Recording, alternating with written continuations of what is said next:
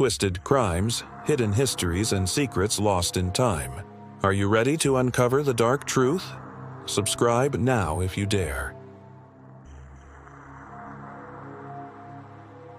London, 1888. The air is thick with fog, the streets slick with rain. Gas lamps flicker, casting eerie shadows along the cobbled alleyways of Whitechapel. This is a city plagued by fear, a city haunted by a name that has become synonymous with terror. Jack the Ripper. The murders began in August, a time when Whitechapel was already drowning in crime and poverty. The first victim was Mary Ann Nichols, known as Polly. She was discovered in Bucks Row on the morning of August 31st. Her throat had been slit with such force that it nearly severed her head from her body. A deep, precise cut ran along her abdomen, revealing an almost surgical level of precision. The city reeled in horror, but this was only the beginning. Just over a week later, on September 8th, the body of Annie Chapman was found behind 29 Hanbury Street. The brutality of her murder surpassed that of Nichols. Her throat had been cut in the same manner, but her abdomen had been completely opened. Parts of her body were missing, taken by the killer for reasons unknown.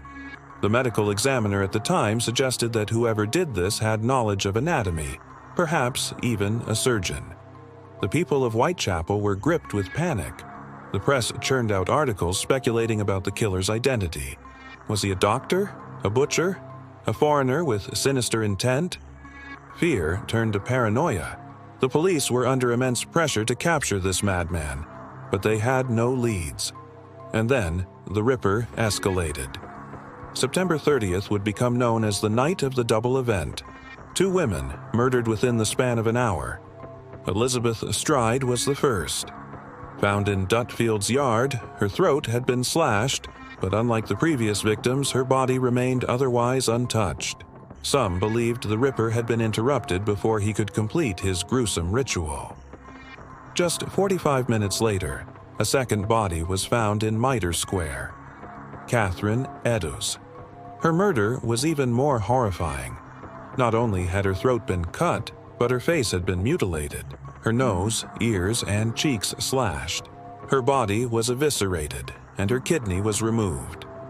Near her body, police found a blood-stained piece of her apron in Goulston Street.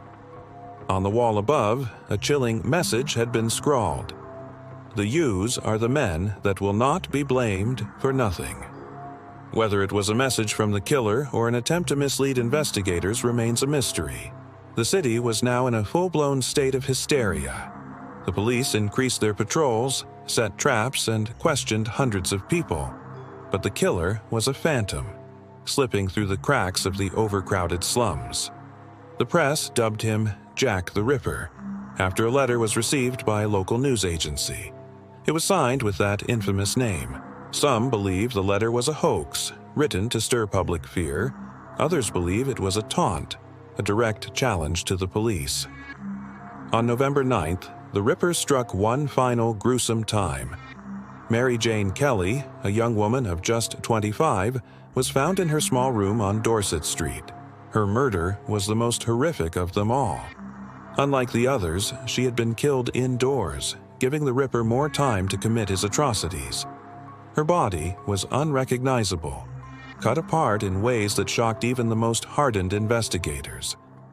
The walls of her room were splattered with blood, and pieces of her body were strewn across the bed. It was an act of unparalleled savagery. Then, silence. The murders stopped as suddenly as they had begun. Jack the Ripper vanished into history, leaving behind only fear and speculation. The police never caught him. Over 100 suspects have been named throughout history: doctors, barbers, artists, even members of the royal family, but no definitive proof has ever surfaced. To this day, Jack the Ripper remains one of history's most enduring mysteries. Who was he? Why did he kill? And why did he stop? The shadows of Whitechapel still whisper his name, as theories and speculation continue to circulate over a century later. One thing is certain: Jack the Ripper's reign of terror may have ended, but his legend endures, chilling generations with the horror he left behind.